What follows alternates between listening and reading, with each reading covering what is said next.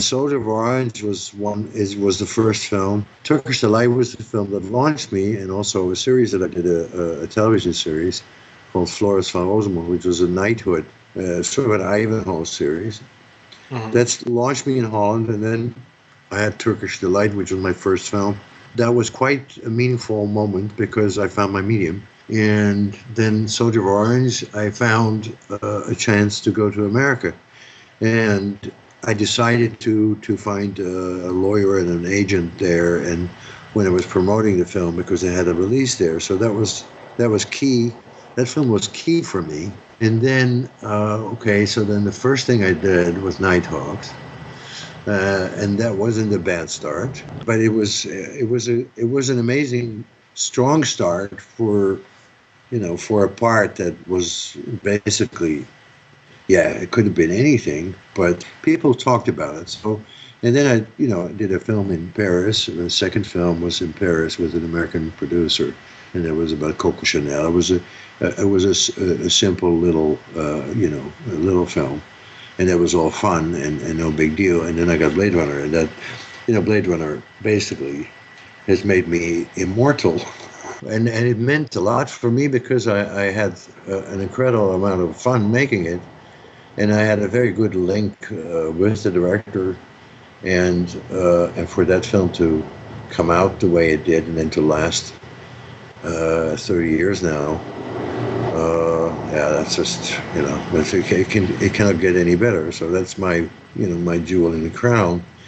And then films like Lady Hawk and Blind Fury, and Blind Fury was sort of a comedy which I hadn't done. But that was, to me, meant a lot, and I had a good time doing it. And then Lady Hawk was a moment because I had met with the director before that when they offered me the bad guy in the script, and I thought it was boring.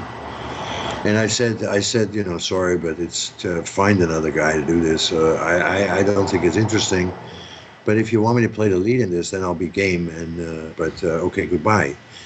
And a year later, they called me because Kurt Russell had a falling out with Donner about how to do it, and they both felt they weren't able to fix it, and then he called me up, so I got that role, and that role was my first sort of leading role rather than being a bad guy or any other character.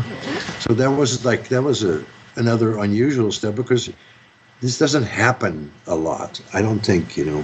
Then the funny thing is that the Hitcher meant an incredible amount to me because I made the Hitcher on instinct.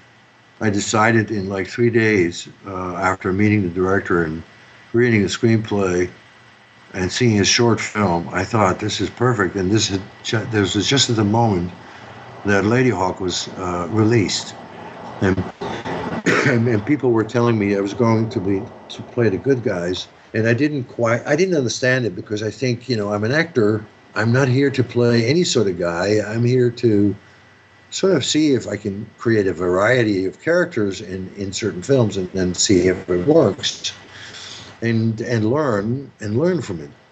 I just basically came to America to learn to be a better film actor because there's no training in Europe, and from what I can see, there's very little training here also.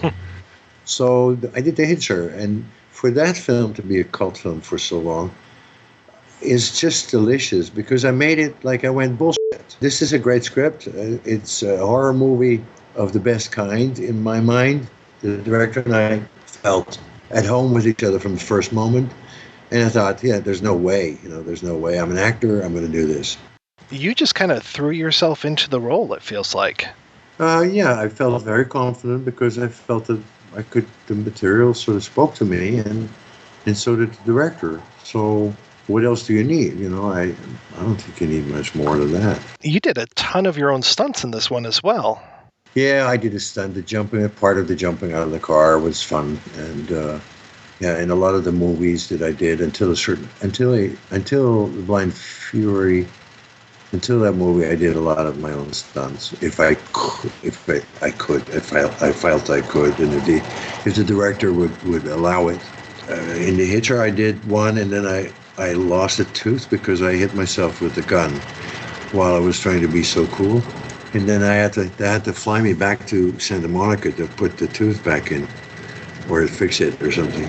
And that was kind of fun because they let me fly the plane. So Were they more open in Europe to you doing your own stunts than when you came here to the States? no, well, you would think so because the States people can sue, and that wasn't so much the plan in Europe, but it really depended on the director.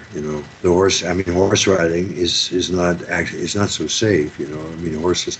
I've been on horses with two stunt people being blown up by an explosion that was too big, and they both broke their back. One broke his neck, and I got off the horse also, but I got lucky. I don't know. So stunts are weird things because things always go wrong a little bit.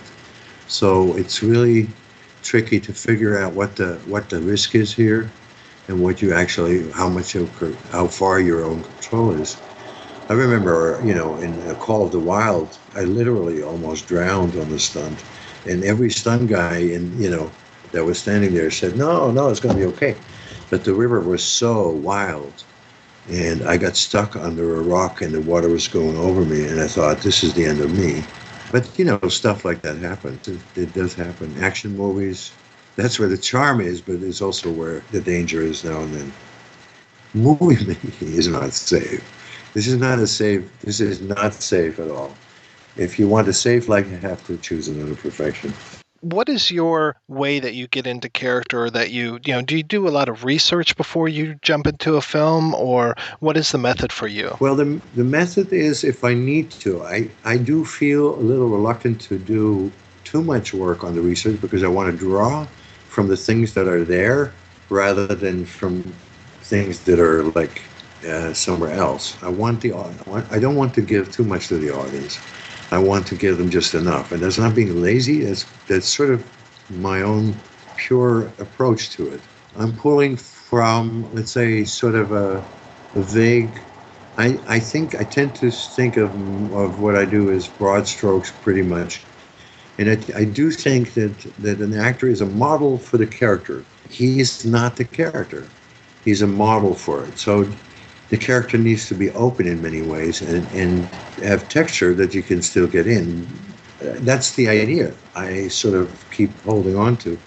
I don't want to tell them everything. I want to tell them a little bit now and then they have to finish the film. I really think that the film that the audience likes is because they are half of the movie. An audience completes the movie. It's not. It's the movie itself is nothing. So I talk to the director a lot. I read the script a ton of times.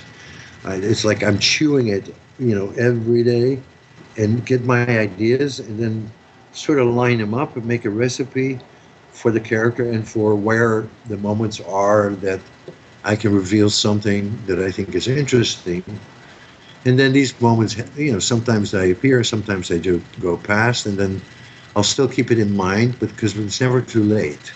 It's funny how that works. That you always get another chance somewhere else, and if you don't, it's fine. It's not a disaster, but the key is to not give away too much, and not get too serious.